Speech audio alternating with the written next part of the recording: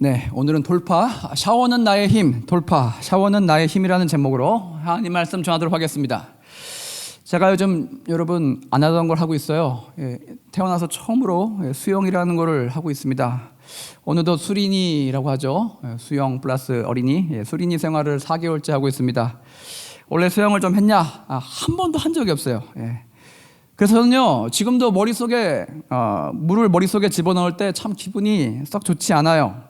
왜냐하면 여러분, 물속은 호흡이 전혀 불가능한 곳이기 때문입니다. 물속에서 물 밖에 있는 것 같이 여러분 그렇게 숨을 쉬게 되면 어떻게 되겠어요? 몇 분 안에 제 폐에 물이 차서 저는 곧 죽음을 맞이할 수 있게 된다는 것입니다. 그래서 저는요, 특히 자유형을 별로 안 좋아해요. 해보신 분은 아시겠지만 여러분, 정기적으로 머리를 옆으로 뺐다가 넣었다가 물속에 뺐다가 넣었다가 해야 돼요. 네. 이렇게 반복해서 호흡을 해야 되는데 가끔은 여러분 숨이 딸릴 때가 있어요.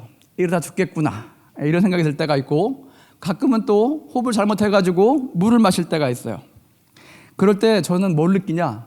죽음의 세계가 저에게 달려드는 듯한 그런 공포를 느끼게 된다는 것입니다. 여러분, 위에서 물에 대한 제 느낌과 비슷하게 물은 유대 문화에서 늘 항상 죽음을 뜻합니다. 왜 그럴까요? 아마도 노아 용수 때 노아의 식솔들 외에는 전 세계가 물로 수장되었던 그런 기억이 있기 때문일 것입니다.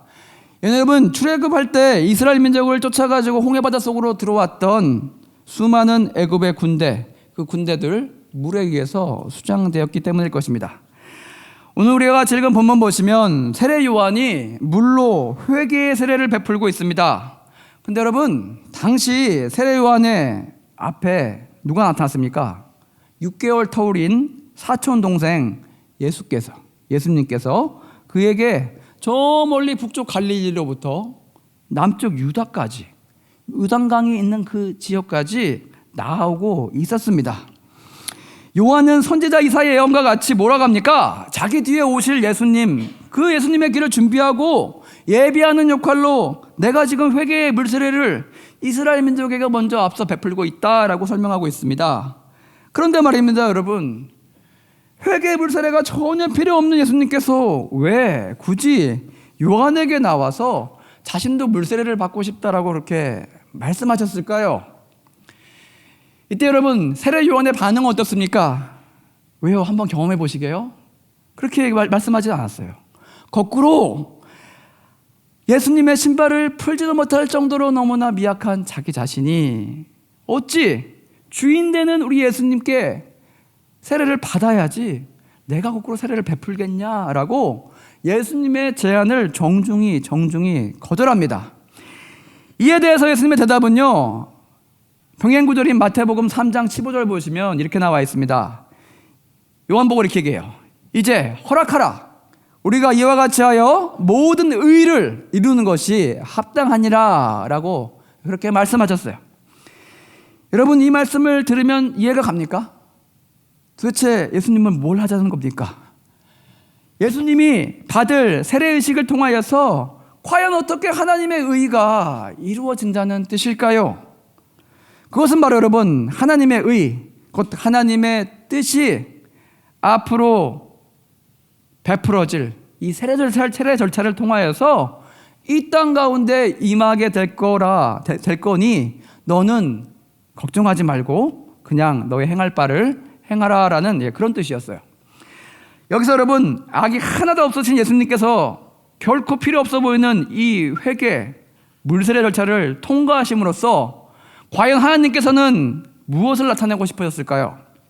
이것을 허락하시고 행하게 하신 하나님의 뜻, 하나님의 의중은 무엇이었을까요? 그것은 바로 오늘 우리가 같이 읽은 8절 보시면 나는 너희에게 물로 세례를 베풀었거니와 그는 너희에게 성령으로 세례를 베푸시리라. 이 말씀에 나오는 여러분, 물세례와 성령 세례가 우리 신앙 여정 가운데 반드시 있어야 함을 당시 온 유대와 성경을 읽을 후대 모든 믿음의 독자들에게 반드시 보여주시고 안내해 주시길 원했다는 것입니다. 9절에 예수께서 요한에게 물세례를 받으시고 10절 보시면 무슨 일이 벌어집니까, 여러분? 하늘에서 성령이 비둘기와 같이 내리는 장면이 바로 연출된다는 거예요. 이 성령의 세례를 받는 장면, 여러분 뭐가 같습니까? 영화의 예고편과 같아요. 본편은 어디 나옵니까, 여러분? 사도행전 2장 가시면 오순절의 성령 강림 사건으로 이어지게 된다는 것입니다. 성령의 세례를 받은 사람들에게 일반적으로 여러분 강하게 나타나는 것은 무엇입니까? 모든 사람들이 또 성령 세례 받은지 어떻게 아니? 라고 물어봤을 때 다들 이렇게 대답합니다. 11절 말씀과 같아요. 너는 내 사랑하는 아들이라 내가 너를 기뻐하노라. 너는 내 사랑하는 아들이라 내가 너를 기뻐하노라. 이런 하나님께서 친히 주시는 마음속의 울림과 음성, 자녀됨의 확신, 이런 내면의 고백이 우리 인생 가운데 여러분 갑자기 급속도로 진하게 배어든다는 것입니다. 연예 12절 보시면 성령의 곧 예수를 광야로 몰아내신지라. 세례 이후에 예수님께서 당하셨던 세 가지 광야 시험에 대한 이야기가 곧바로 이어지고 있습니다. 여기서 여러분은 혹시 아실지 모르겠습니다. 창세기와 사복음서의 시작이 대조를 이루고 있습니다. 다시 말해 여러분 굉장히 비슷하다는 거예요. 쌍둥이 같다는 것입니다. 구약 창세기에서는요 아담으로 인하여서 죄와 사망이 이 세상 가운데 들어오게 되었습니다. 신약에서는 둘째 아담으로 이 세상 가운데 오신 예수님의 은혜로 인하여서 그 죄가 다 도말되었어요. 해결되었어요. 즉 아담이 악한 마귀의 시험에 실패했던 것을 예수님은 이번에 당하시는 시험에서 성공했다는 것입니다. 그런 대조적인 구조를 나타내고자, 더욱 분명히 나타내고자 오늘 1절 보시면 새로운 시작을 이렇게 알리고 있습니다. 하나님의 아들 예수 그리스도의 복음의 시작이라. 즉 여러분 어둠의 한막 사라지고 내려졌고 이제 새로운 빛의 장막이 올려지고 있다는 담대한 선포라고 할 수 있겠습니다. 창세기에 보면 여러분 아담은요 위대하고 영광스러운 천지 창조 이후에 얼마나 갔습니까? 겨우 2장을 지나서 이제 3장에 들어서니까 악한 마귀로부터 시험을 받게 돼요. 근데 여러분 이거 시험과 타락이 너무 빨라요. 그렇게 선악과를 먹으라 정령하는 마귀의 유혹, 그 유혹에 아담은 그만 넘어가 버렸습니다. 이때 아담은 자신의 욕심에 부합되어 버린 그런 결정을 내리고 맙니다. 그렇게 인자하시고 은혜로우신 하나님 아버지께서 모든 것은 다 허용하는데 동산의 저 선악을 알게 하는 딱 하나 저 선악과만 따먹지 말라라고 그렇게 말씀하셨는데 그 단 하나를 지키지 못하고 최초의 인류 아담은요 이렇듯 마귀가 낸 시험 문제를 틀려버립니다. 여러분 오늘 수능 점수 발표 날이었어요. 수험생 모든 여러분의 좋은 점수를 받으셨기를 소망합니다. 저 옛날 태초에 아담이 선택한 그 답은요 오답이었어요. 근데 여러분 아담은 한 번 틀리고 다음에 다시 맞추게 되는 그런 성격의 문제를 풀었다는 것이 아닙니다. 올해 망쳐버리면 내년에 다시 보면 되고 내년에도 다시 망치면 그 내후년에 보면 되는 그런 보완이 가능한 시험이 아니었다는 것입니다. 아담의 오답으로 인해서 여러분 죄가 없던 세상에 악한 마귀로부터 죄가 막 들어오게 됩니다. 그 죄는요 하나님과 인간 사이의 모든 관계를 다 끊어놨어요. 어떻게 해요? 아담 이후에 태어나는 모든 인간의 후손들은요 이 세상에 올 때 하나님의 영혼으로부터 빠져나와서 인간 육체 속에 들어오게 되음에도 불구하고 하나님 아버지의 가슴 속에 머물던 모든 기억이 머릿속에 1도 남아있지 않고 완벽하게 100% 삭제된 채로 말소된 채로 이 세상 가운데 태어나게 됐다는 것입니다. 그렇게 태어나서 여러분 인생의 주인이 누군지도 모르고 내가 도대체 어디서 와서 무엇을 하다가 어디로 가게 되는지도 몰라서 방황하고 떠돌다가 그렇게 살아가는 인생이 됐다는 것입니다. 나아가 심지어는요 하나님의 자리에 하나님이 아닌 것을 하나님으로 착각하고 하나님만이 차지할 수 있는 그 절대 공간에 종교심이라는 절대 공간에 자기가 눈에 보이는 자기가 선택한 그 우상을 집어넣고 섬기게 된다는 것입니다. 그렇게 하나님이 아닌 하나님 만드신 피조물들 중에 하나님이 정말 경을 칠 노릇이에요. 내가 만든 것들, 네가 누리라고 만든 것들, 그것들을 자기 마음에 끌리는 대로 선택하고 섬기는 아주 심각한 위험에 빠지게 됐다는 것입니다. 저들이 만에 하나 살아있는 동안 하나님을 발견하지 못하게 된다면 저들은 마귀가 사는 세상, 그 지옥으로 끌려가게 됩니다. 영원한 형벌과 꺼지지 않는 불꽃이 저를 집어삼킬 듯이 기다리고 있는 바로 그곳으로 저들의 영혼이 끌려가게 된다는 것입니다. 여러분, 죄가 무엇입니까? 성경에서 말하는 repent, 여기서 말하는 이 죄, repent your sin 할 때 그 sin은요, 우리가 일반적으로 저지르는 누군가에게 피해를 입히고 누군가에게 보상을 해야 되는 그런 일반적인 죄, 그 죄를 의미하는 것이 아니라는 것입니다.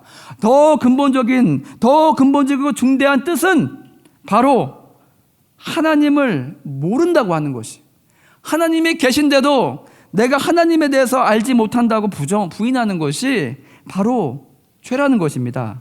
거기에 살면서 지은 크고 작은 죄들은요, 책 뒤에 붙어 있는 부록과 같이 그렇게 아주 작은 것이라는 것입니다.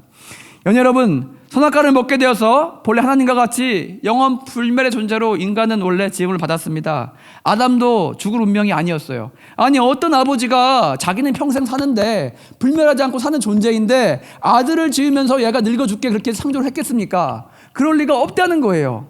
그런데 악한 마귀가 와서 얘를 망가뜨림으로 인하여서 아버지는 아들의 죽음을 목도할 수밖에 없게 되었다는 것입니다. 우리도 어떤 사람이 가장 불효자라고 합니까? 부모님보다 먼저 죽는 사람을 우리도 지금도 불효자라 부르지 않습니까? 우리 인간이 하나님 앞에 그런 하나님께 아픔을 드릴 수밖에 없는 그런 존재로 뒤바뀌게 되었다는 것입니다. 영생은커녕 여러분, 이제 병들어서 늙어서 죽을 수밖에 없는, 죽음이란 인류 최대의 고통을 통과해야 될 수밖에 없는 그런 신세로 전락됐다는 것입니다. 더불어 살아있는 동안 하나님을 마음의 중심에 두지 않고 살아가다 보니까 여러분, 그 빈자리에 누가 들어옵니까? 그 빈자리에 각종 귀신들이 들어와서 그들이 장난침으로 요즘에도 많이 겪고 있습니다. 각종 정신적인 질병에 시달리면서 하나님의 뜻하는 누리라고 준 이 세상의 삶을 정말 죄악 가운데, 어둠 가운데 뒹굴면서 그렇게 연약하게 아프게 살아가는 존재가 되어버렸다는 것입니다. 앞서 말씀드린 것처럼 여러분, 창세기 3장 이후에 찾아온 마귀의 시험과 같이 비슷하게 오늘 신약을 보시면 신약 첫 번째 마태복음 겨우 4장 되게 비슷해요. 3장 가서 마귀가 등장했어요. 4장 가서 신약에서 마귀가 등장했어요. 비슷한 시점에 마귀가 찾아와서 다시 한번 예수님을 괴롭히고 있습니다. 마귀에게 끌려간 예수님 광야에서 시험을 받게 됩니다. 무슨 일이 벌어집니까? 떡디경이라고 해요. 떡디경. 예. 이번에는 선악과는 아니었어요. 마귀는 예수님께 달콤한 3가지 유혹을 가지고 나옵니다. 그 시험은 아주 비슷한데 그 내용은 달랐다는 것입니다. 먼저 40일 금식한 예수님에게 돌을 떡으로 변하게 만들어 먹으라고 종용합니다. 연이어 높은 성전 꼭대기에서 뛰어내리라고 합니다. 그러면 죽지도 않게 될 것이다. 여호와의 천사가 너의 발을 받쳐줄 것이다. 그 기적으로 너는 유명하게 될 거야. 그리고 마지막으로 자기에게 눈 한번 질끈 감고 나를 경배하면 이 천하 만민 모든 것들을 다 너에게 줄 거다라고 물질적으로 유혹을 하게 됩니다. 여러분, 종류만 틀렸지 그때나 지금이나 마귀의 유혹은 언제나 동일한 성격의 것입니다. 뭐예요? 내 눈앞에 당장 욕심나고 너를 편하게 해주고 너를 높은 자리로 이끌어주고 그렇게 너를 아름답게 만들어주는 그런 선택을 해. 왜? 넌 소중한 존재니까. 너는 잘났으니까. 너는 존귀한 자니까. 왜 너는 쉬운 길을 두고 반대로 어려운 길을 가려고 하냐? 힘들긴 가려고 하냐? 십자가의 길을 가려고 하냐? 고난의 길을 왜 가려고 하냐? 당장 네 자신에게 좋은 것들을 선물해 주렴. 여러분, 이 유혹의 둘째 아담으로 오신 예수님 어떻게 했습니까? 결코 넘어지지 않았다는 거예요. 어떻게 이걸 이겨냈습니까? 기록되었을 때 사람이 떡으로만 살 것이 아니요 하나님의 입으로부터 나오는 모든 말씀으로 살 것이라. 또 기록되었을 때 주 너의 하나님을 시험하지 말라. 사탄아 물러가라. 기록되었을 때 주 너의 하나님께 경배하고 다만 그를 섬기라. 이와 같이 예수님께서는요, 자신의 느낌과 생각과 분석과 경험을 의지하지 않았다는 것입니다. 모든 시험에 툭 치면 나오는 답처럼 모든 시험에 툭 치면 생각나는 하나님의 말씀이 예수님 심령 가운데 들어 있었다는 것입니다. 여러분, 왜 하나님을 잘 섬기는 민족이 세상 모든 민족 가운데 머리가 되고 꼬리가 되지 않습니까? 저 수많은 문제와 시험들에 대한 각 민족들의 반응과 처리 과정의 차이에서 기인한다고 저는 생각합니다. 결코 여러분, 머리가 좋은 민족이 이 세상을 지배하지 않습니다. 학업 성적과 학업 성취도가 높은 그런 학생을 둔 나라가 선진국이 된다는 보장도 없습니다. 여러분, 신체 조건이 좋은, 피지컬이 뛰어난 그런 이유도 아니라는 것입니다. 머리도 몸도 아닌 하나님이 영원히 함께 하시는 그 민족을 하나님께서 위대하게 들어 쓰시고 만국 백성 가운데 높여 주신다는 것입니다. 힘으로도 안 되고 능으로도 안 되는 것을 오직 여호와의 신으로 가능하게 해주신다는 것입니다. 여러분, 이것이 어떻게 가능합니까? 어떤 특정한 문제를 풀어야 될 때, 즉 시험에 빠졌을 때 여러분, 거기에 대응하는 전략과 해결책이 나올 것입니다. 그런데 여기서 하나님을 모르는 사람들을 보십시오. 여러분, 인간의 지혜 속에서 이 답을 찾으려고 합니다. 여러 케이스를 분석해요. 도서관에 갑니다. 가능성을 분석하고 따져보면서 각 시나리오에 맞는 대응책들을 하나하나 찾아봅니다. 철저하게 마련합니다. 그렇게 여러분, 알고리즘과 같은 대응으로 모든 단계에 해당하는 절차를 짠다는 것입니다. 겉으로는 너무나 똑똑해 보입니다. 그러나 여러분, 진리도 정답도 아닌 것들에 저들은 수많은 에너지와 시간을 너무나 많이 허비하고 낭비하게 된다는 것입니다. 근데 여러분, 하나님의 백성들 말씀을 의지하기 때문에 문제에 해당하는 하나님의 말씀이 뭐라 하시는지를 찾습니다. 본인의 상황과 최대에 가까운 말씀을 적용해서 문제를 풀어간다는 것입니다.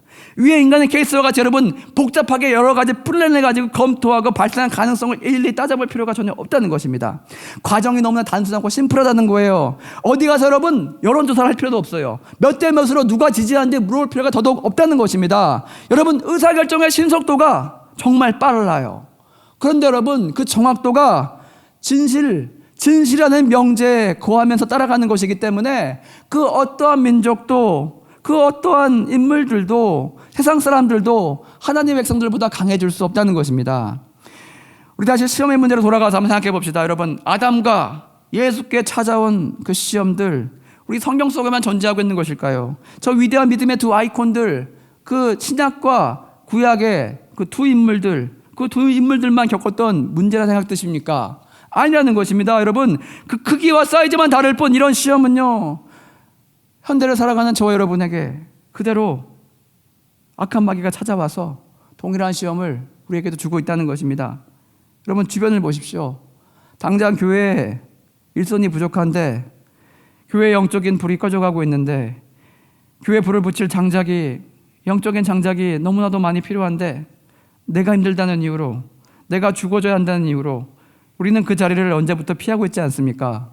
마귀의 사탕 발린 그 유혹에 우리가 빠져서 내가 살 수 있는 자리, 내가 높아지는 자리, 내가 더 편하게 지낼 수 있는 자리에 여러분은 그저 머물고 누리면서 그렇게 가만히 있고자 힘쓰고 있지 않습니까? 위에 아담과 예수님, 여러분 두 분의 선택을 한번 묵상해 보십시오. 그 선택과 결과를 여러분 한번 묵상해 보십시오. 하나는 사망의 길로 갔고 하나는 생명의 길이 펼쳐졌습니다. 오늘 우리에게 마귀는 동일한 질문을 해옵니다. 어느 길로 갈래? 너희 앞에 두 갈래 길이 있어. 여러분, 교회 부흥의 불이 꺼져간다고 혀를 찹니다. 그러나 정작 자신을 장작으로 들여서 그 불꽃을 이어갈 생각은 우리 자신들에게 많이 없어 보입니다. 마귀의 질문에 아담이 선택한 그런 유혹의 길이 아니라 예수님께서 우리에게 보여주시고 이겨내셨던 헌신과 드림의 길을, 그 발자취를 쫓아가는 저와 여러분 되시길 바랍니다. 다 같이 우리 한번 주품에 한번 찬양하시겠습니다.